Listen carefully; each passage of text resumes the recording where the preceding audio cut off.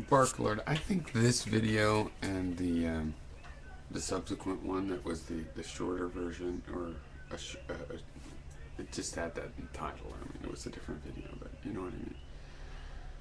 They're really good. I think there's something going at the peak. See, I think this antinatalism thing has been useful for all of us in terms of trying, in terms of, I was going to say if we were trying to do blah, blah, blah.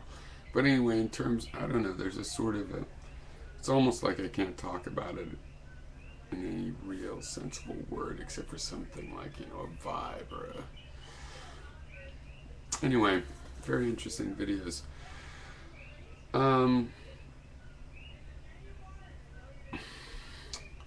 So I also want to disclose that HeroinChurch PM'd me with the video he made, right? To me, sort of a plea of, these guys are harassing me. I could only imagine. Now, I have missed all these. I don't know, I'm subscribed to all you people, but all you people. But anyway, but you know, I don't know, somehow they're missed, or you know, I get busy, and I don't know though, I should have seen these, but whatever. I have so many subscriptions, and I haven't fully switched to using my site or created the proper categories. I really have been busy. I always find in my whole life I'm saying, oh, I'm too busy for it, but I really have been. But so I catch up with the videos. Anyway, so I noticed there's a lot of videos to HeroinChurch and the related art, which is, but I feel that since I first encountered him, he seemed like a troll, and I talked to him, I'm like, wow, he's going to say something actual. Wow, that's rare for a troll. And it's like, well, he's not really a troll. So there's a drama, and there's really a tremendously, well, it could be a powerful angst, right? This kid should write a gothic novel or something, huh? Now he's going to think I'm being patronizing. Whatever.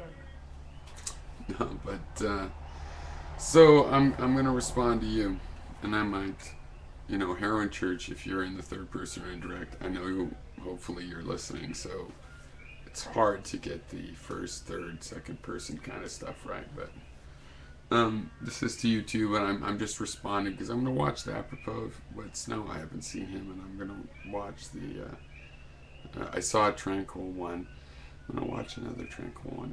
Who else have we? Oh, Invincible Newman is responded to, so I'm going to watch those. That's interesting. Catch up with that. I'm glad you provoked that. Whatever, however you did it. So, Barklord, looping thoughts. Interesting. Now, I had that as a human. And I think it's interesting because when you were talking about that, what had occurred to me was that crying, that if I'm really having a looping thought, that's a problem. Like a breakup is a good example, a sad breakup, but like which ones aren't? But you know, crying. Well, when I finally got divorced, you know, 6 years you might be sad. Try waiting 20, you'll be like, yay. Okay.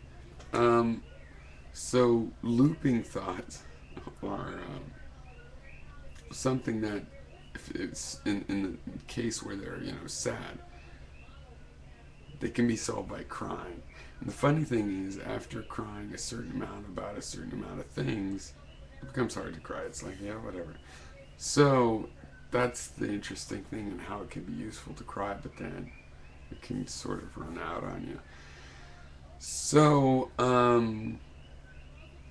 it is good as an adult male with maybe not a lot of crying in them to figure out ways to break those loop thoughts.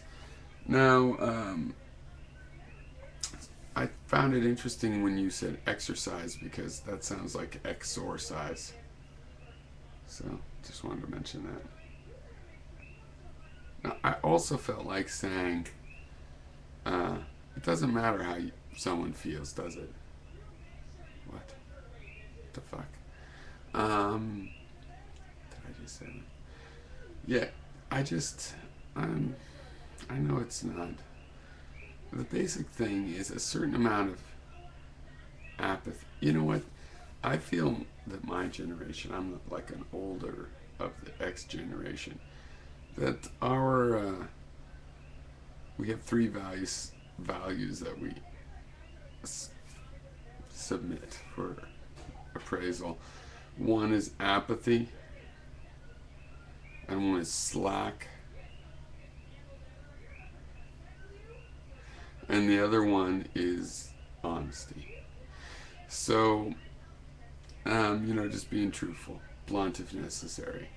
So, I think that those lead to a certain amount of satisfaction. And you're giving advice um, about satisfaction. And now, HeroinChurch, this is the thing, I know because you said you understand that Barklord's well intentioned, but you just still find it annoying or insulting or pressure. I get where you're coming from. It's or like a parent. Is a good example of where someone's well intentioned but is still so oppressive or annoying or whatever. I get that that's possible. I don't think so though. I think you should do more of the realizing that obviously he cares. I feel that you're absorbing that. You know that. You do acknowledge it. One thing I found tolerable about you is that you in certain small phrases and that aren't isolated, that are repeated themes, that you acknowledge something like that.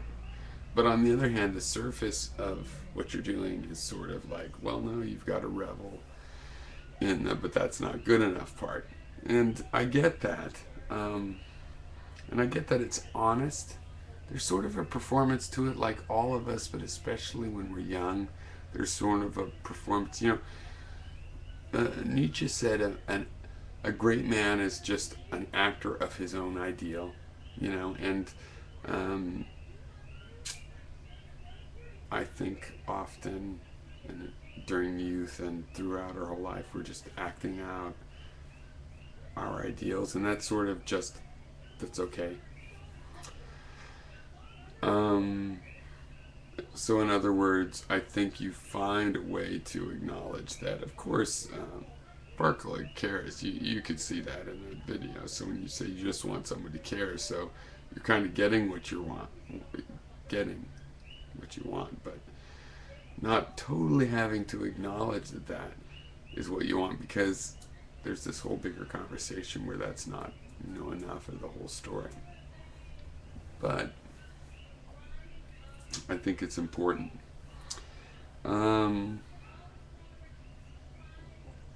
He's pointing out that you could see life differently here in church.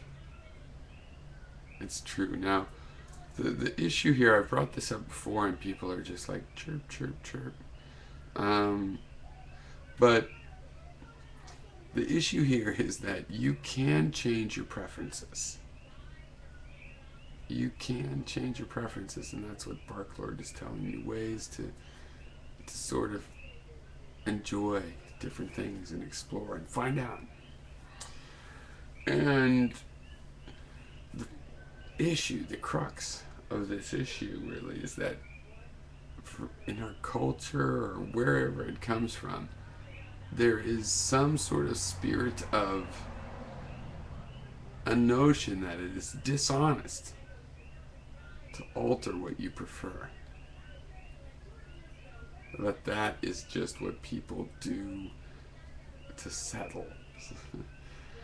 And the way I look at it is this: look, you can't change any preference you have. And I can change a lot of my preferences. You can't change any preference. So any preference you might want to change, right, that you can change, you should just change. Now, understand there's two things here. One, there's a lot of preferences that you'll decide you can't change. Now maybe you can. And on the other hand, so as not to fake not being able to, you also have to acknowledge that there's preferences you could change, but you don't want to. You like those preferences. You enjoy them and want to keep enjoying them.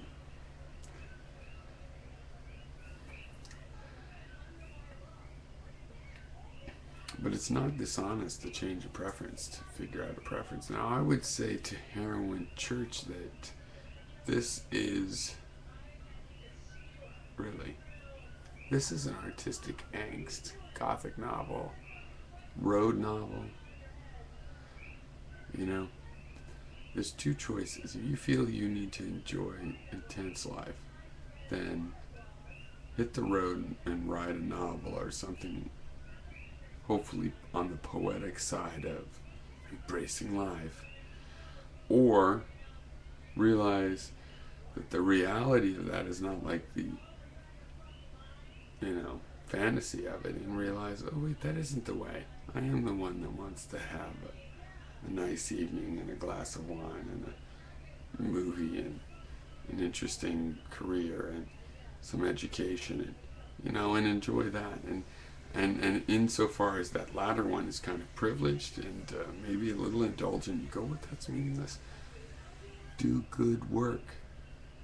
Give some time to public good, to fixing these million low-hanging fruit of just, that's the thing, HeroinChurch. There's so many fucked up things in society that we just all need to care a little bit about. Seriously. And if you go ahead and care a little bit extra, then you're going to be doing great, because seriously, if everybody cared a little bit about them, they'd be gone. There'd be no problem. Let's take care of those in the meanwhile. Like while we're hanging around because of the other reasons, let's take care of those. And it can be quite a productive thing. So,